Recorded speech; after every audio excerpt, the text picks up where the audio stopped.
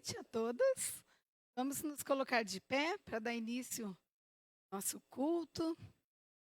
Você ainda não cumprimentou o irmão que está do seu lado, pelo menos você pode dar uma piscadinha para ele. Né? Que bom você estar aqui junto, né? Para a gente adorar, louvar o Senhor. Hoje, antes de vir, eu estava assim, orando. Eu creio que não há nada que faz mais diferença na nossa vida do que a presença de Deus. A presença de Deus nas nossas vidas, na nossa casa, né? A gente vê no Antigo Testamento, a presença de Deus, ela estava na Arca da Aliança, era o maior símbolo, né, onde estava a presença de Deus. E aonde a Arca da Aliança ela era colocada ali, sempre se via algo diferente. Eu creio assim que quando a presença de Deus está nas nossas vidas, na nossa casa, é diferente. Eu estava lembrando sobre 2 Samuel 6, a casa de Obed-edom, onde a Arca da Aliança esteve, e fala assim, quem quiser só ouvir, quem quiser abrir, pode abrir também. É a 2 Samuel 6, eu vou ler o versículo 11 e 12. A arca do Senhor ficou na casa dele por 3 meses. E o Senhor o abençoou e toda a sua família. E disseram ao rei Davi: o Senhor tem abençoado a família de Obed-edom e tudo o que ele possui, por causa da arca de Deus. Então, fala Davi, com grande festa, foi à casa de Obed-edom e ordenou que levassem a arca da aliança para a cidade de Davi. A gente vê aqui que a arca da aliança estava na casa de Obed-edom por 3 meses. Todos reconheceram, né? Toda aquela família estava sendo abençoada. Vou pedir para o Elito me colocando um louvor. O Senhor também tem falado comigo há vários dias. E ela fala assim, entra na minha casa. Eu creio que a presença de Deus, ela entra na nossa casa, ela entra na nossa vida, né? Ou no seu trabalho, onde você esteja, que ela precisa que a gente está que nem aqueles amordaça, mas que você possa nessa noite pensar como Paulo estava naquela prisão, as correntes, nada impediu de adorar o Senhor. Mesmo com essa máscara, que você possa cantar com toda a sua força, para que o inimigo pense, mas um pano na boca eles não ficam quietos. Amém? Porque a alegria do Senhor é a nossa força. E às vezes a gente tem olhado, né? A gente tem tempo pesado, mas que a gente, na casa de Deus, a gente começa a adorar o Senhor, dizendo, vai tirando a presença de Deus, vai enchendo esse. Amém? Adorar o Senhor todas as. A palavra de Deus fala todo, respira, louve ao Senhor. Então olha para o seu irmão do seu lado, ele está respirando, então diz, vamos louvar o Senhor. Hein?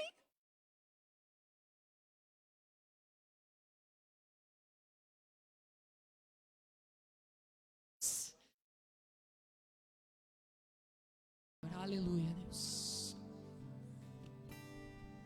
Aleluia. Glória a Deus. Você já sentiu a presença do Senhor nesse lugar? Amém? Deus é real e Ele diz que Ele se manifesta, que Ele é entronizado em meus louvores. E quando nós nos reunimos aqui, o Senhor está aqui. E que a presença dEle possa falar forte ao nosso coração. Ele conhece não apenas aquilo que nós falamos, aquilo que nós expressamos, mas também aquilo que sentimos, aquilo que pensamos. E Ele é poderoso para nos alcançar aí onde nós estamos.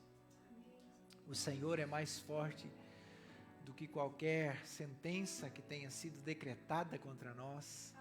O Senhor é maior do que qualquer destino que tenha sido anunciado sobre a nossa vida. O Senhor é maior e capaz de mudar todos os planos que não estão de acordo com os sonhos do coração dele para a sua vida. E nós cremos que a presença do Senhor é aquela que vai de fato operar o milagre dentro de nós, vai gerar a vida de Deus, vai colocar o Espírito Santo como regente da nossa vida, como governante das nossas escolhas, das nossas decisões, das nossas atitudes. E é isso que nós declaramos nesse lugar, que como filhos do Senhor, nós recebamos a visitação do Senhor nessa noite. Amém? Glória a Deus. Pode se sentar por um momento. Vamos compartilhar a palavra de Deus. Obrigado aos irmãos do louvor. Deus seja engrandecido, Deus seja louvado.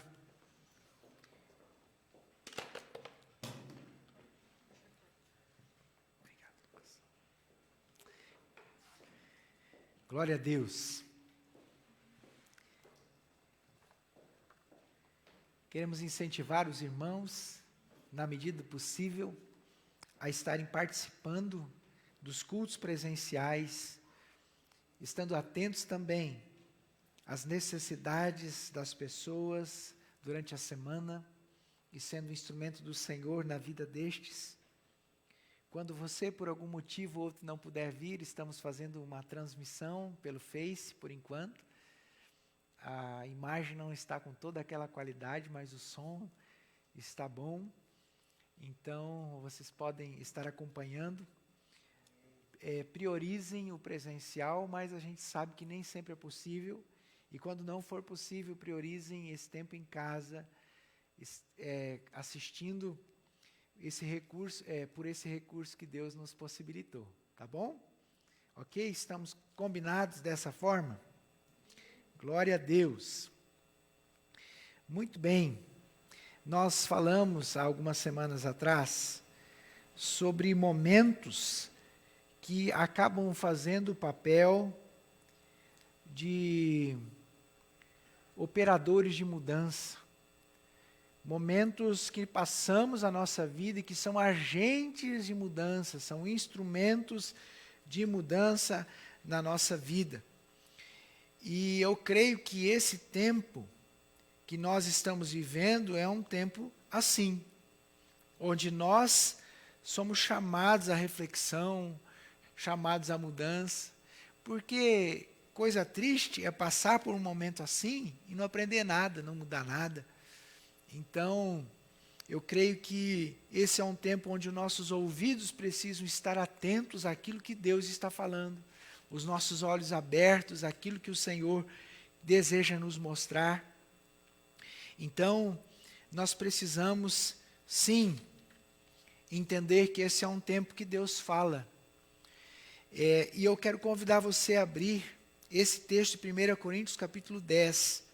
E nós falamos que nesse tempo, que nós poderíamos dizer o tempo da dificuldade, o tempo da escassez, o tempo onde o chão está sendo abalado, e que Deus deseja ser, como nós cantamos, esse firme fundamento, para que a nossa vida não seja abalada, mas onde as nossas convicções, as nossas crenças, onde talvez as nossas relações familiares, com amigos, aquilo que a gente pensava acerca do emprego, acerca do trabalho, da finança, tanta coisa é balançada, mas que nós vejamos nisso uma oportunidade de ouvir Deus falar, e vejamos nisso o amor do Senhor, a presença do Senhor, o cuidado do Senhor em cada uma dessas situações.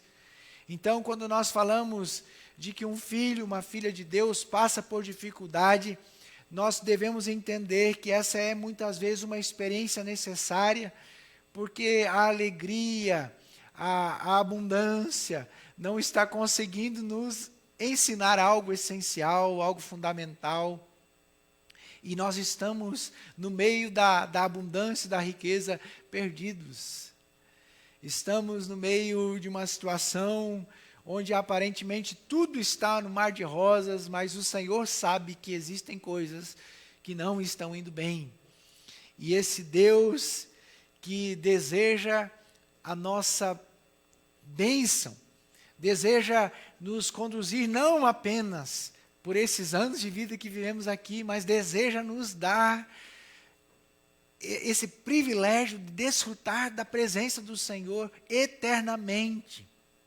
Eternamente. Deus, Ele não tem um plano de vivermos os anos aqui apenas, mas Deus deseja nos dar a eternidade com Ele, onde nós não vamos imaginar como Deus é, mas onde nós o veremos face a face, onde toda dúvida terá a sua resposta, onde toda lágrima terá uma mão, que é a mão do Senhor que há de enxugar, onde não haverá mais angústia, nem morte, nem sofrimento, onde o próprio Deus expulsará todas as trevas, porque Ele é a luz que ilumina todas as coisas.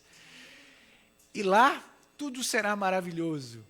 Mas enquanto isso, enquanto que não chegamos lá, nós passamos por momentos como esse, coronavírus.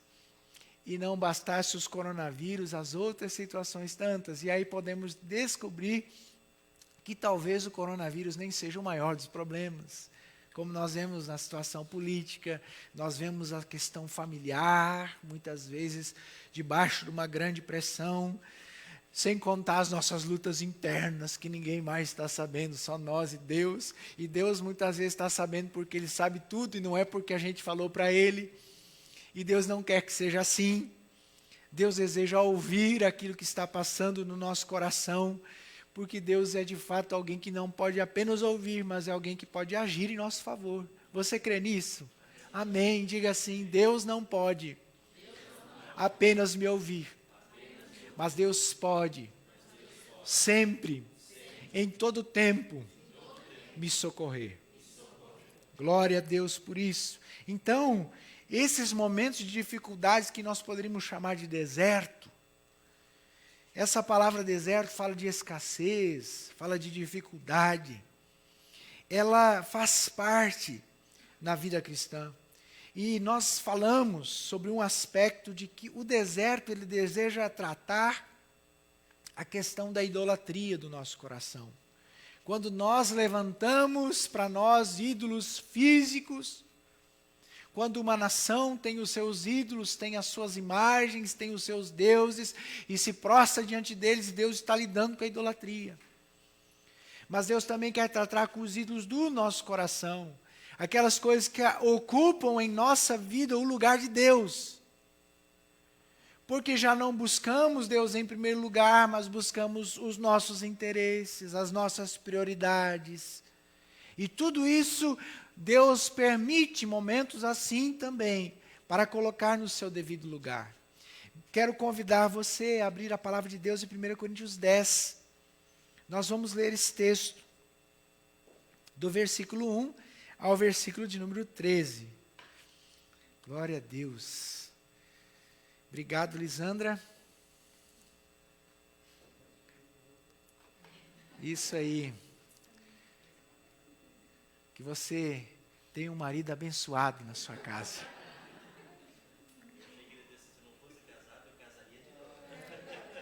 É, né, Valdomiro? Oh, seria boa aí, Valdomiro. Depois eu vou anotar umas contigo aí, tá? A neninha está bem em casa. Glória a Deus. É isso aí. Todos acharam? 1 Coríntios 10 diz assim: porque não quero, irmãos, que vocês ignorem o fato de que todos os nossos antepassados estiveram sob a nuvem e todos passaram pelo mar. Em Moisés, todos eles foram batizados na nuvem e no mar. Todos comeram do mesmo alimento espiritual e beberam da mesma bebida espiritual, pois bebiam da rocha espiritual que os acompanhava, e essa rocha era Cristo. Contudo, Deus não se agradou da maioria deles, por isso seus corpos ficaram espalhados no deserto. Essas coisas ocorreram como exemplos para nós, para que não cobicemos coisas más como eles fizeram. Não sejam idólatras como alguns deles foram, conforme está escrito: o povo se assentou para comer e beber, e levantou-se para se entregar à farra. Não pratiquemos imoralidade como alguns deles fizeram, e num só dia morreram 23.000. Não devemos pôr o Senhor à prova como alguns deles fizeram, e foram mortos por serpentes. Não se queixem como alguns deles se queixaram, e foram mortos pelo anjo destruidor. Essas coisas aconteceram a eles como exemplos, e foram escritas como advertência para nós, sobre quem tem chegado o fim dos tempos.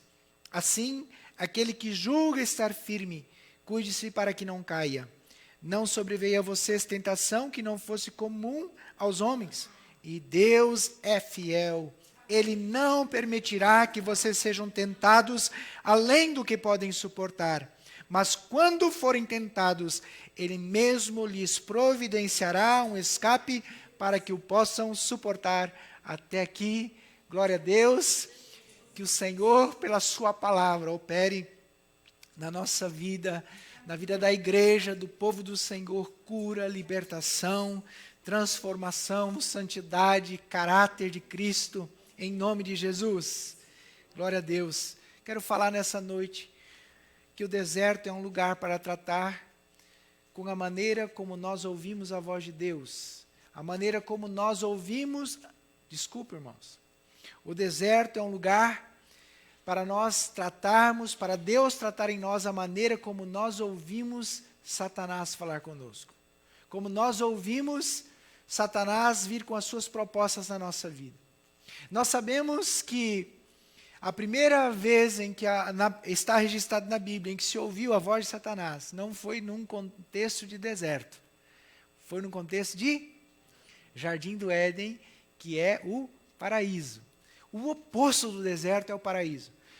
Paraíso é o lugar onde você não precisa plantar, onde você não precisa se preocupar com nada, porque tudo está à disposição. A abundância, ela não é fruto do trabalho, ela é fruto da riqueza do lugar.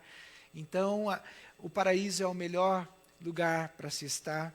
E não bastasse isso, a presença de Deus era constante naquele ambiente e permitia aos representantes da raça humana, Adão e Eva, desfrutarem desse privilégio que um dia eu e você teremos, que é de ver Deus face a face. E eles conversavam com Deus. E ali nesse contexto, em determinado dia, se ouviu a voz de Satanás. E a voz de Satanás, ela encontrou acolhida nos ouvidos, e dos ouvidos entrou na mente e desceu ao coração. E tendo entrado no coração e feito ali o seu ninho, encontrado acolhida e tendo processado, colocou ovos ali, vamos dizer dessa forma, esses ovos chocaram e eles eclodiram. E o resultado disso tudo foi que isso gerou atitudes. E essas atitudes foram desastrosas. Uma mão estendida que toma de um fruto proibido, de uma árvore proibida, no meio de toda aquela riqueza, uma árvore apenas, contendo frutos que não deveriam ser tocados, como símbolo do mal. E então aquela mão leva o fruto à boca e ali se consuma. E ali começa um processo de deserto, um processo de morte. Uma morte que se estende até os dias de hoje, mas que em Cristo Jesus é completamente revertido. Onde Jesus vem e reverte a história. Então, nós vemos que já ali, Adão e Eva, eles procuraram resolver os resultados daquela voz satânica na sua vida e as consequências disso, à sua maneira. Perceberam que estavam nus e foram lá, tiraram folhas de figueira. Eu creio que folhas de figueira são folhas maiores. A gente poderia usar folha de bananeira, talvez, que é maior ainda. Mas usaram folhas de figueira e começaram a tecelagem moderna naquele dia lá, né? A indústria têxtil produzindo roupas. Brincadeira, né?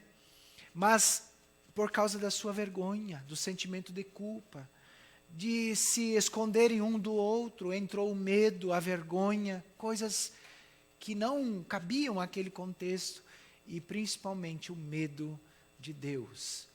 Uma consciência culpada se manifesta ali, e quando Deus vem E Deus fala com eles, Deus discerne o que havia acontecido, porque na verdade ele já sabia de tudo, porque Deus é onisciente. Então, ele mostra as consequências deste pecado, ele revela os resultados das atitudes deles, e realmente eles são expulsos daquele lugar. Mas antes Deus, ele faz outro tipo de roupas para eles. Roupas feitas de pele de animal, talvez de cordeiro, talvez de cabra, não sei, mas é bem provável que sim. Mas ali pela primeira vez, num contexto de paraíso, um animal morre. E esse animal fez algo errado? Não. Esse animal, ele é inocente. Agora Deus, ele toma um animal inocente para cobrir temporariamente, provisoriamente, seres humanos culpados, para que eles pudessem permanecer na presença dele. Deus, de certa forma, sacrifica um animal para que eles tivessem acesso a Deus, ou pudessem permanecer na presença de Deus. Isso é um símbolo, já ali na queda, no momento da queda, do anúncio de Deus, de que da mesma forma como ele proveu roupas físicas, usando um animal inocente, ele proveria para nós, futuramente, um sacrifício do próprio Filho dele, para que nós fôssemos vestidos espiritualmente, fôssemos revestidos de Cristo e pudéssemos adentrar na sua presença, no verdadeiro santuário, que é o santuário celestial. Então, de certa forma, ali já é um ato que simboliza o que Deus vai fazer com a vinda de Jesus.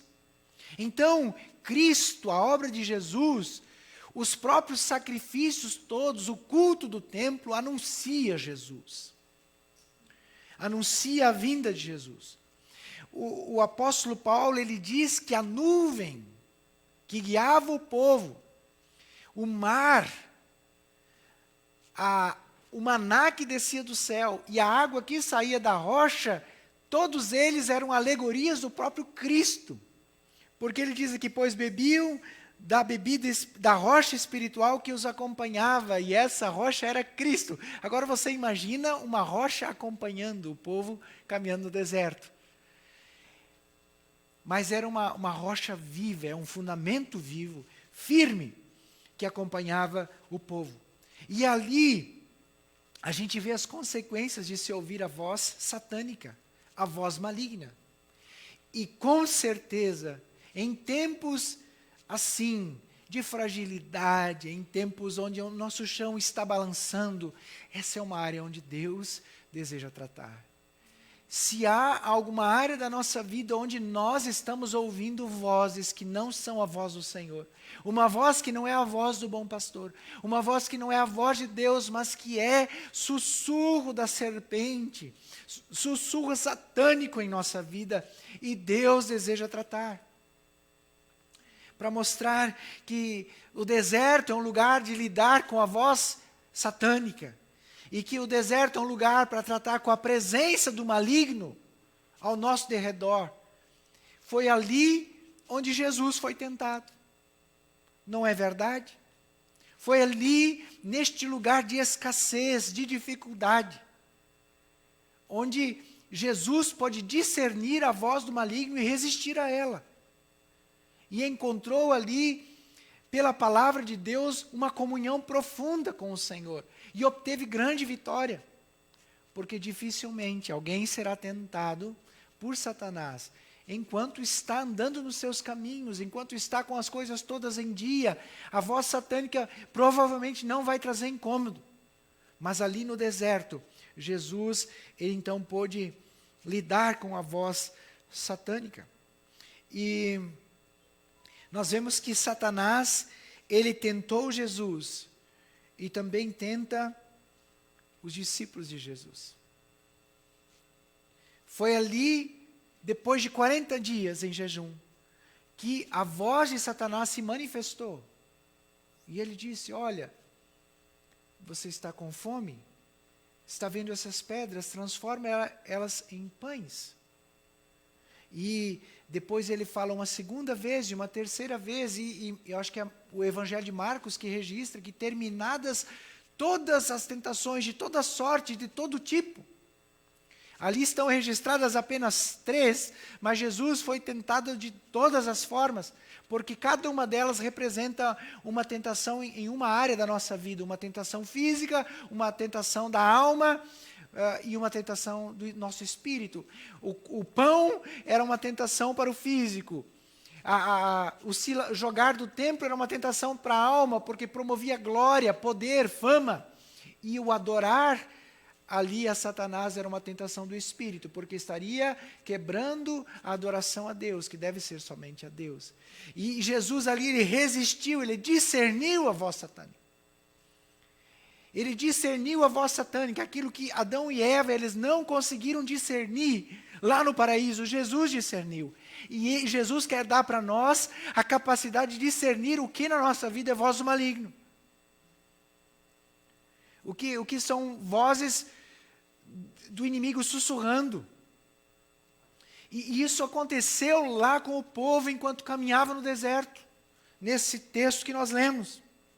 De que a maioria deles, a maioria dos que saíram para apenas passar pelo deserto com destino à terra prometida, a maioria deles não superou o deserto. Não discerniram a voz maligna. Eles ouviram a voz de Deus, eles viram os sinais, as maravilhas, mar se abrindo, mar se fechando, o inimigo sendo derrotado, rocha abrindo, água descendo, jorrando, viram o pão caindo todos os dias, viram codornizes chegando, eles viram milagres tremendos, exércitos mais poderosos que eles sendo derrotados, um homem, quando levantava as mãos para o céu, trazia vitória, quando abaixava, eles sofriam derrota, sinais assombrosos, uma nuvem que os conduzia durante o dia, uma nuvem andando à frente deles. Quem governa uma nuvem? Só o Todo-Poderoso. E aí, à noite, uma coluna de fogo. Eles não sentiam o calor do dia e nem o frio da noite. Porque a presença de Deus era a sua sombra e era a sua provisão em todas as áreas. E ali eles não discerniram. E ali o Senhor começou a tratar duramente com a idolatria e com a voz maligna. E diz que eles não discerniram a voz maligna e cobiçaram coisas más. Cobiçaram em seu coração. Ali eles se entregaram à glutonaria, aos prazeres do sentido, sentiram prazer demasiado, mais prazer em alegria nas coisas carnais do que na presença do Senhor, onde o próprio Senhor Jesus, ele com fome, rejeitou o pão. Eles ali no deserto se entregaram, fizeram uma mesa farta e se entregaram à farra. Ali eles também não discerniram a voz do maligno porque praticaram imoralidades sexuais, festas, se entregaram ali. E eles começaram a sofrer as consequências. Ora, nós temos aprendido que aquilo que alguém experimenta como resultado de escolhas erradas não é castigo, mas é correção. Devemos entender castigo como correção. Devo confessar, irmãos, que antes do culto, fui corrigir a Tabita e exagerei um pouquinho. Ainda ontem eu disse assim, não, mas eu corrijo com cuidado. E hoje eu fui sem querer mesmo, não foi com raiva, não. Mas a cinta estava um pouquinho mais pesada, foi sem querer, mas pedi perdão para ela, porque a intenção não é causar dor, a intenção é causar instrução, é causar livramento, é causar ensino, é apontar o caminho, E isso que Deus estava fazendo, dizendo assim: olha, eu não posso recompensar ou não posso deixar impune um caminho de morte. Eu preciso mostrar para vocês que por aí é morte, por aí é dor. Em Hebreus nós lemos que quando não há mais disciplina, quando não há mais correção, é porque não há filiação. Porque eu não corrijo o filho do meu vizinho porque ele não é meu filho. E quando Deus não nos corrige mais, é porque nós não somos filhos dele. Quando somos filhos, o Senhor nos corrige e Ele vem para nos mostrar o caminho e dizer: por aí não, filho, por aí não. É isso que eu digo para as minhas filhas, quando eu faço isso. É isso que Deus diz para nós quando Ele nos corrige. E eles também colocaram o Senhor à prova, dizendo assim: Deus não se importa conosco. Será que Deus é capaz de fazer? E eles se queixaram, porque deserto é lugar difícil, não é verdade? Quem gosta de passar por um tempo difícil? Mas se levantaram com queixas, com dúvidas ao Senhor, e eles então receberam muitas aflições na sua alma, no seu corpo, porque é melhor, como o próprio Senhor Jesus ensinou em Mateus, é melhor você ir para o céu com um olho só do que tendo os dois ir para o inferno. É melhor você entrar no céu tendo uma mão só do que tendo as duas e ir para o inferno. É melhor você passar por uma correção aqui, mas você aprender o caminho da vida, do que passar só na bênção aqui, na bênção entre aspas, só na facilidade, mas não encontrar o caminho da vida e viver errando o destino do Senhor.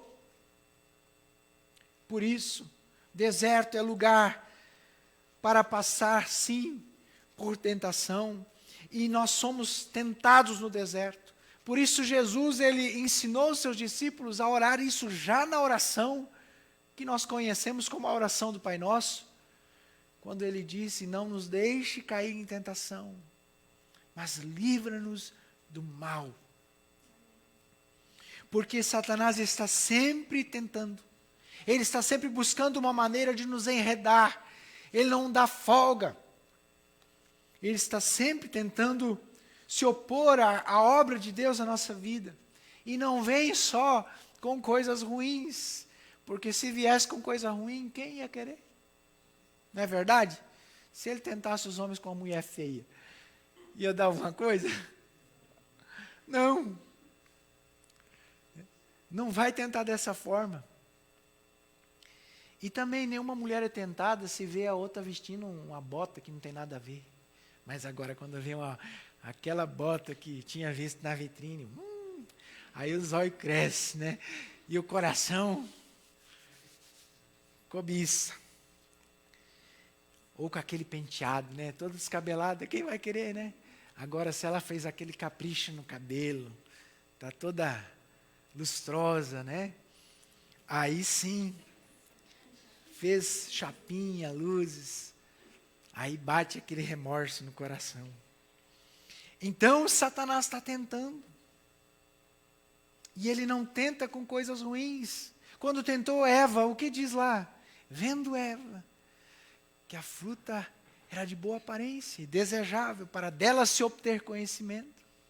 Então o negócio era atrativo, gerou cobiça, chamou atenção. E a voz satânica jogou uma semente que hoje permeia o nosso coração, a dúvida do caráter de Deus e a dúvida da bondade de Deus. E o deserto ele vem para tratar isso de uma vez por todas na nossa vida, de que acontecendo o que aconteça, Deus é bom. Deus é bom. E o fato de Ele não intervir em nosso favor da maneira como esperamos, do tempo que esperamos, não quer dizer que Ele não seja bom e não quer dizer que Ele não possa fazer nada. Veja como foi na vida do nosso irmão mais velho, Jó. Tudo ia muito bem, até que veio o deserto. Porque Satanás disse para Deus: é que Jó está no paraíso. Coloca ele no deserto que eu quero ver.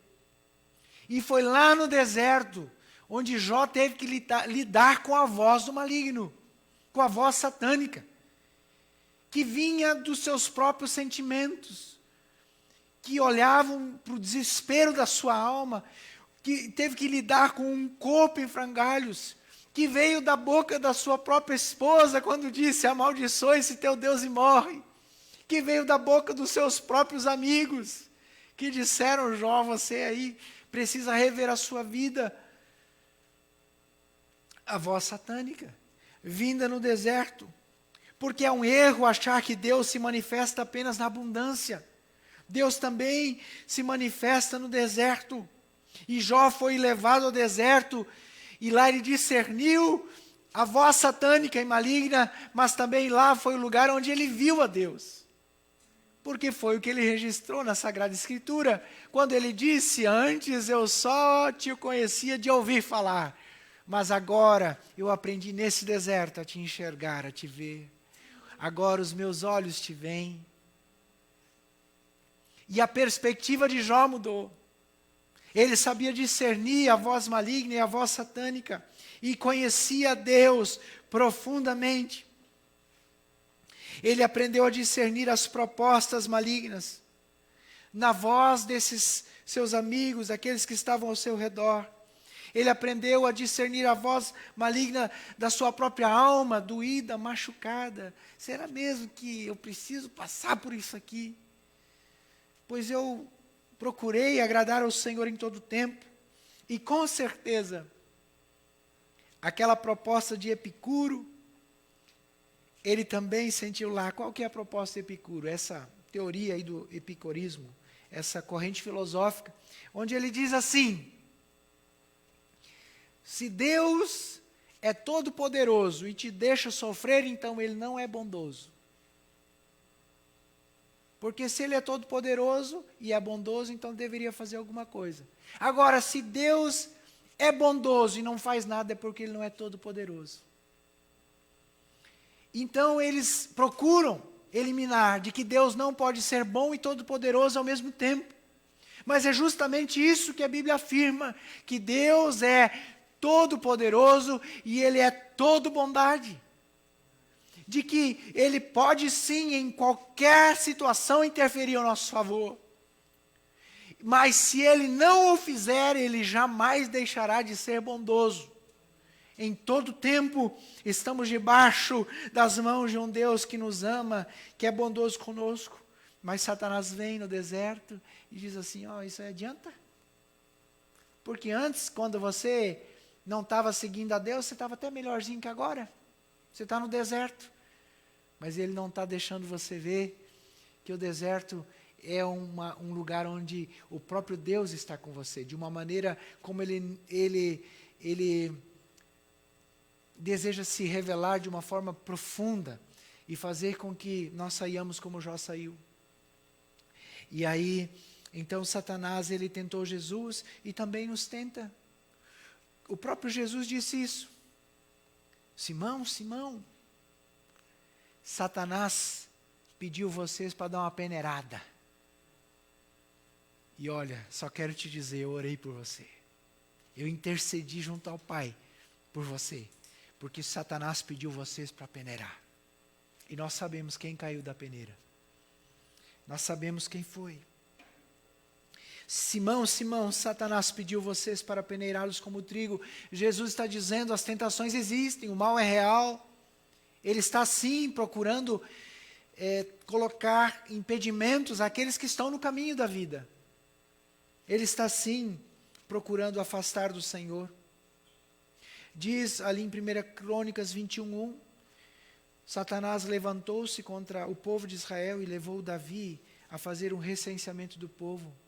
Satanás colocou no coração de Davi um desejo: vou recensear o povo. O que era recensear? Era contar o povo. Como o Lucas faz, né? Do IBGE. Mas, é antigo o recenseamento. Mas por que um rei mandava contar o seu povo? Porque ele queria saber quantas pessoas havia, e ele queria saber quantos velhos, quantas crianças e quantos homens de guerra. Quero ver se o meu exército consegue vencer aquele. Então, geralmente isso tinha a ver com demonstração de poder. Ó, tem tantos homens de guerra, o meu poder é esse. E Deus, para evitar o orgulho, porque o orgulho é o que? A semente de Satanás. Deus, ele então disse, olha, você pode recensear, mas toda vez que recensear, você vai ter que pagar um preço por cada pessoa contada. Você vai ter que pagar um preço, fazer um sacrifício. Por quê? Você pagando o preço, você está, de certa forma, consagrando ao Senhor e tirando do seu coração o orgulho, porque você está consagrando a Deus, reconhecendo que se você tem é porque foi Deus que te deu. Então, cada homem contado tinha o seu valor em peso de prata. Cada homem contado deveria ser enviado para Deus uma oferta em prata. Está lá registrado na Sagrada Escritura. Por quê? Porque era a maneira de não entrar o orgulho, a soberba no coração. E não foi feito dessa forma. Então Satanás, ele instigou Davi, conta os homens. Mas o objetivo dele era o quê? O orgulho.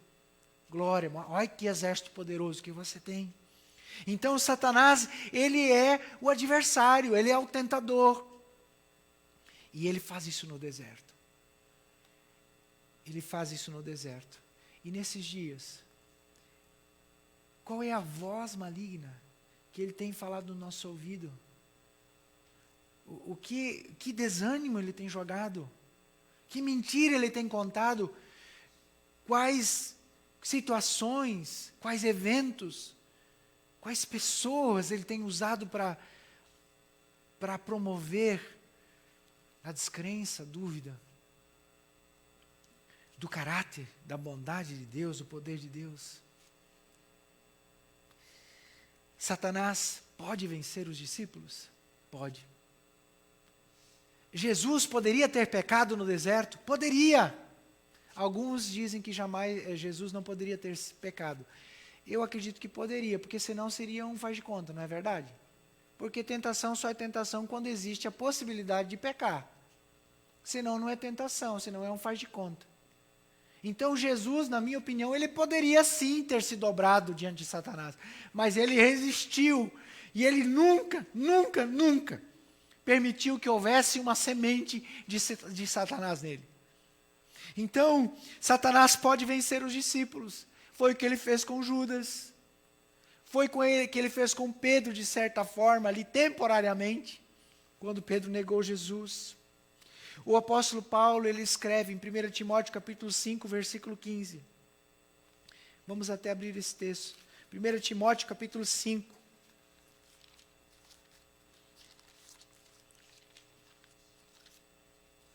Já estamos encerrando.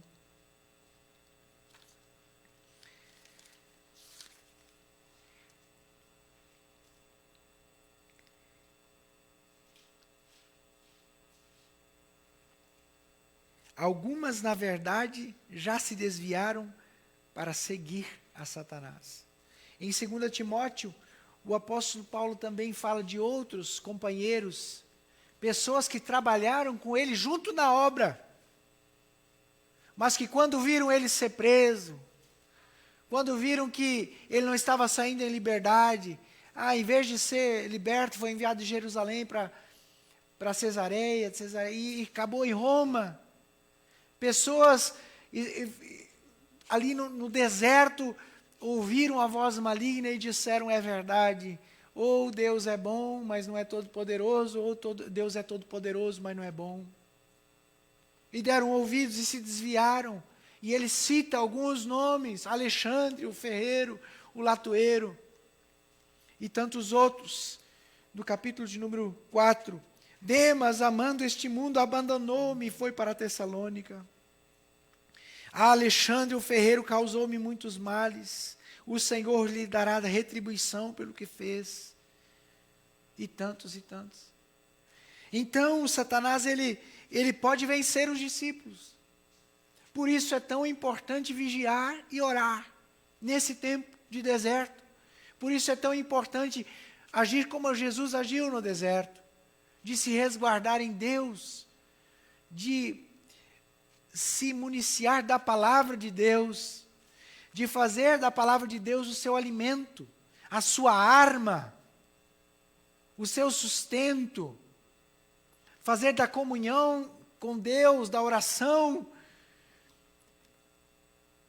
a fortaleza da sua vida, fazer do momento secreto com o Senhor a força para superar as dificuldades, para que nós não sejamos vencidos pelo deserto, para que o deserto não seja o lugar de repouso do nosso corpo, da nossa fé, da nossa esperança, porque o outro lado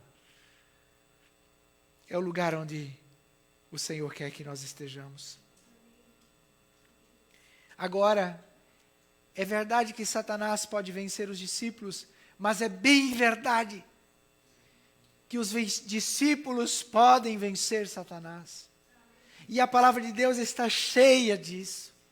Quando o Senhor Jesus enviou os discípulos para pregar pelas cidades, e quando eles voltaram alegres, porque haviam curado pessoas, haviam pregado o evangelho, haviam purificado leprosos, haviam visto pessoas conhecendo a Jesus. Então eles voltaram alegres e Jesus disse para eles: eu vi Satanás caindo do céu como relâmpago. Satanás estava sendo destronado.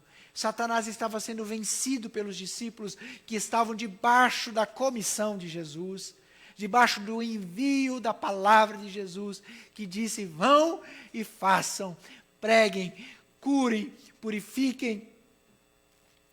Nós também vemos que o próprio Senhor Jesus, ele dá uma palavra em Apocalipse capítulo 2, versículo de número 13, para a igreja de Pérgamo, e ele diz o seguinte: sei onde você vive, onde está o trono de Satanás. A igreja de Pérgamo, ela vivia num contexto onde Satanás tinha até um trono. Contudo, você permanece fiel. Nesse lugar onde vocês estão vivendo, não há apenas uma voz, um sussurro que se ouve, há um trono ali. Mas nesse deserto onde Satanás está reinando, vocês têm sido fiéis ao meu nome e não renunciaram à sua fé em mim. Ou seja, a igreja de Pérgamo estava vencendo Satanás. A igreja de Pérgamo estava no deserto, mas ela estava fiel a Jesus, fiel à palavra de Deus. Então, Satanás é um lugar, o deserto é um lugar de vencer Satanás, de discernir a sua voz e de firmar uma aliança mais profunda com Deus, que não se baseia nos eventos, que não se baseia nos sentimentos, mas que se baseia numa fé inabalável em Jesus Cristo, no seu caráter, na sua obra, no seu ensino, na palavra de Deus. Satanás, ele é vencido pelos discípulos que estão firmados no Senhor. Quero convidar os irmãos do louvor para virem à frente. Quero convidar a igreja a se colocar de pé.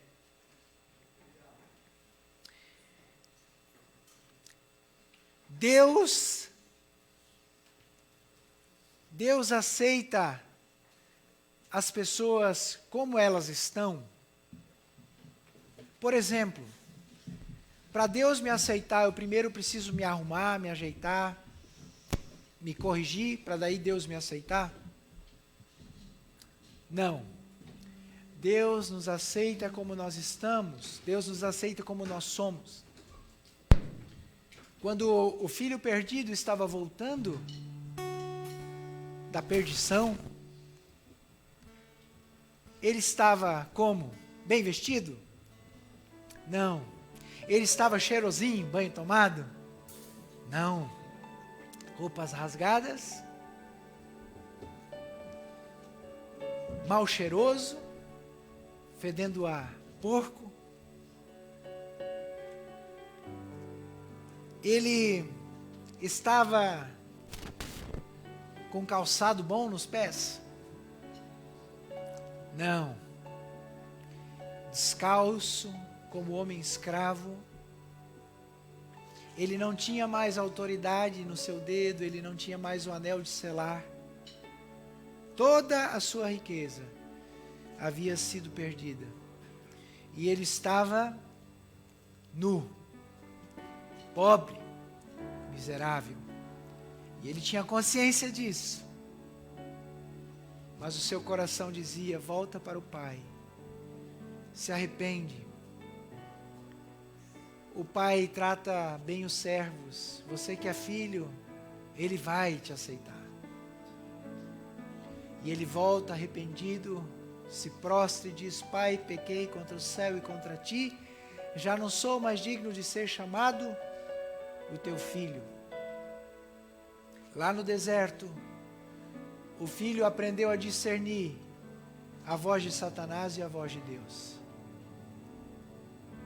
Lá no deserto, da escassez, do trabalho escravo, da fome, da sujeira, da imundície, da consciência culpada, ele descobriu que é melhor ser servo na casa do Pai do que reinar nos palácios de Satanás. Ei, é melhor ser servo na casa do Pai do que seguir uma fábula inventada de que há como reinar com Satanás. Satanás, ele promete muito, ele dá pouco e tira tudo, é um péssimo senhor. Ele não tem nem mesmo as chaves da sua casa, que é o inferno, porque a Bíblia diz que Jesus foi lá e tomou das mãos de Satanás as chaves do inferno.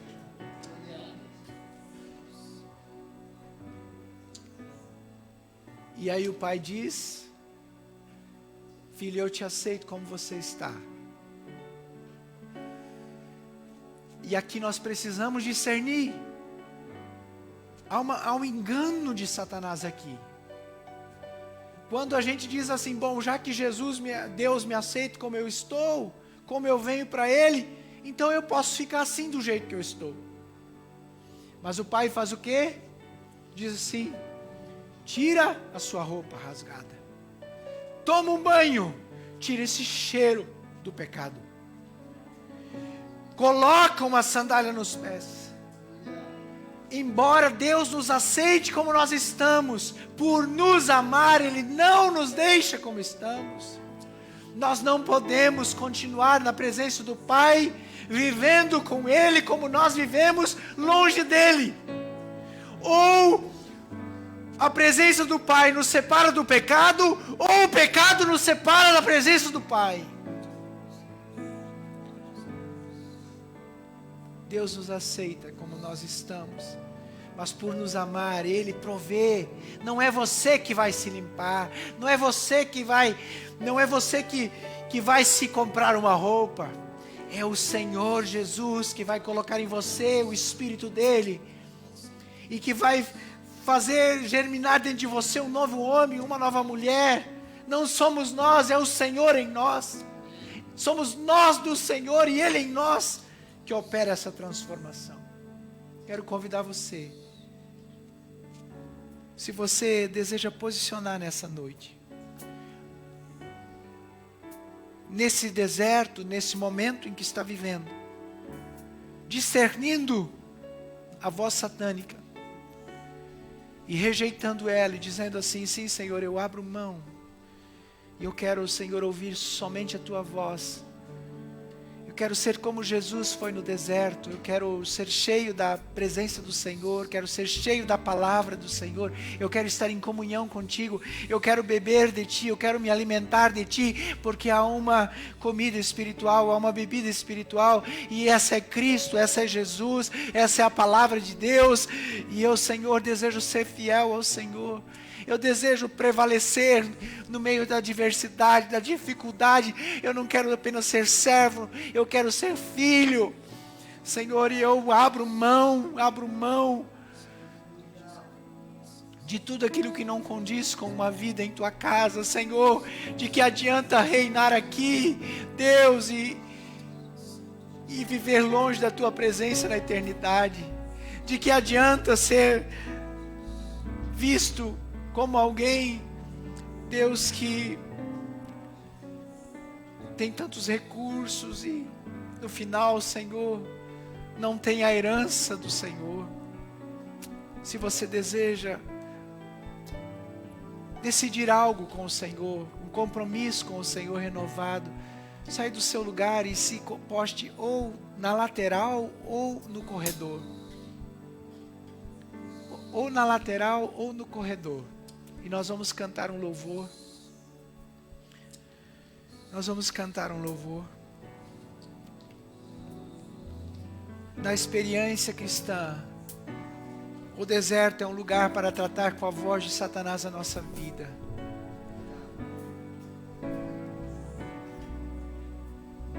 Aleluia, Deus.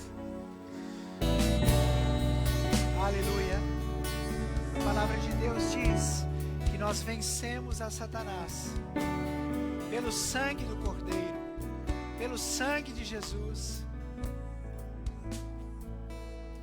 E nós nos revestimos de Jesus, nós nos escondemos debaixo das suas asas, e no Senhor nós somos fortes, nós não precisamos mais temer o maligno.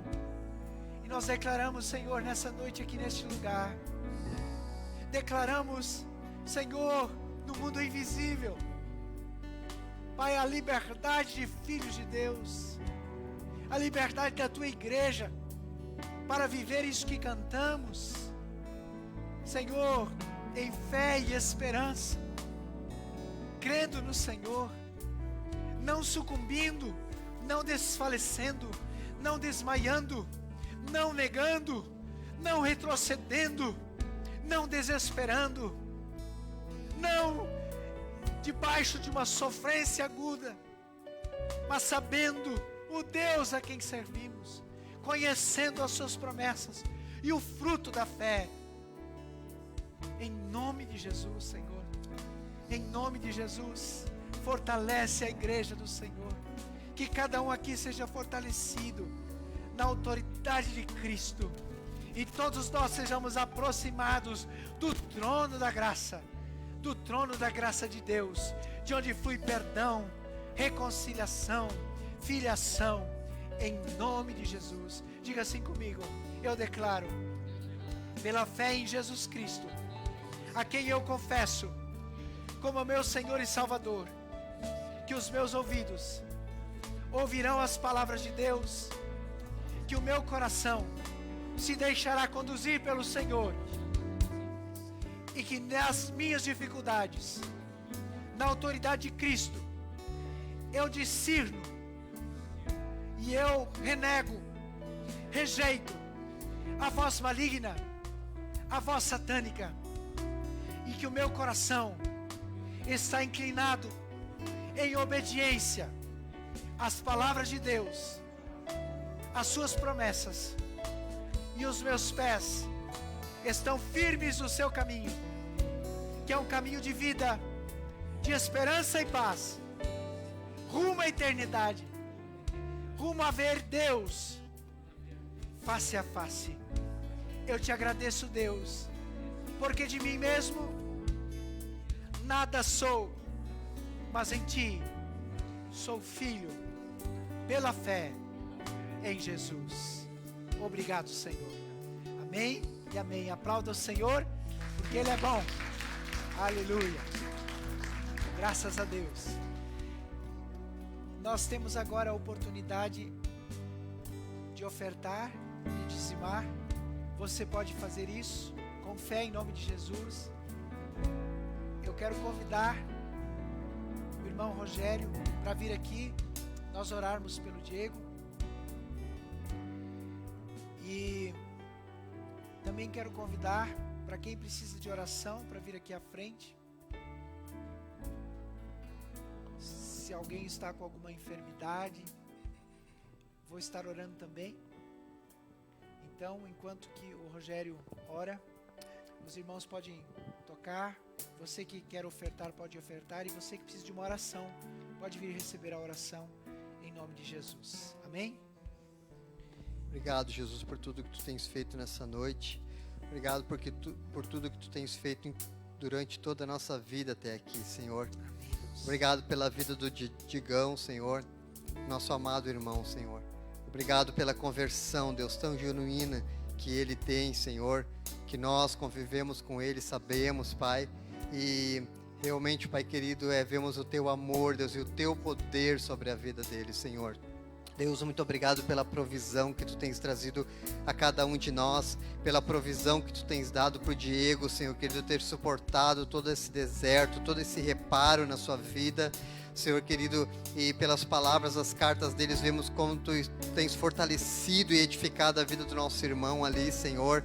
Deus querido, nós queremos orar por essa decisão, Pai, que o juiz vai tomar. Nós queremos orar, Deus querido, para que esse juiz, Pai querido, segundo a tua vontade, possa estar liberando o nosso amado irmão. Nós queremos orar, Deus querido, para que nos próximos dias ele possa estar conosco, Senhor. Nós queremos clamar, Deus querido, que tu venhas estar libertando ele deste lugar, Senhor. A não ser, Pai querido, que realmente haja alguma coisa bem importante da tua parte, Deus, para fazer.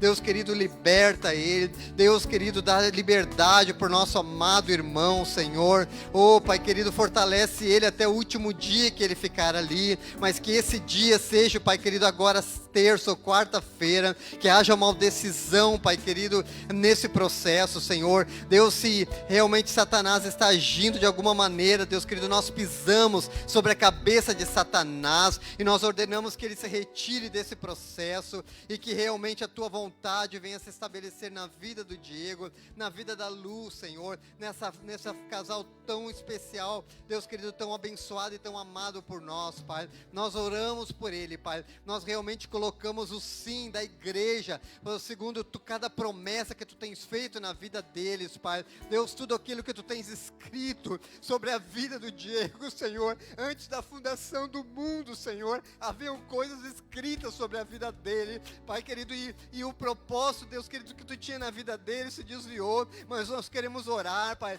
que eles venham se cumprir, todos eles, na vida do Diego, na vida da Luz, Senhor. Nada do que está escrito nos livros, Pai, venha recair por terra, mas que venha realmente tudo se cumprir na vida do Diego, Deus querido, e que a tua glória, Deus querido, venha ser grande na vida dele, venha ser manifestada na vida dele, através do testemunho dessa grande vitória que tu vais dar na vida dele. Oh, Pai querido, tu és o Senhor da vida dele, tu és o Senhor da igreja, e nós oramos, Pai querido, com gratidão, Pai, porque sabemos que tu tens estado com ele até aqui, tens estado com a igreja até aqui, Senhor. Conforta o coração dele nesse momento, talvez ele esteja lembrando de nós, lembrando do culto, Pai, que ele sempre participou, Pai, com tanta alegria, com tanto fervor, e que nesse momento ele possa receber o teu abraço naquele lugar ali, Senhor, e que tu possas, Pai querido, usar a vida dele cada dia mais, Pai, como tu tens usado, Deus. Muito obrigado, Pai, porque tu és bom,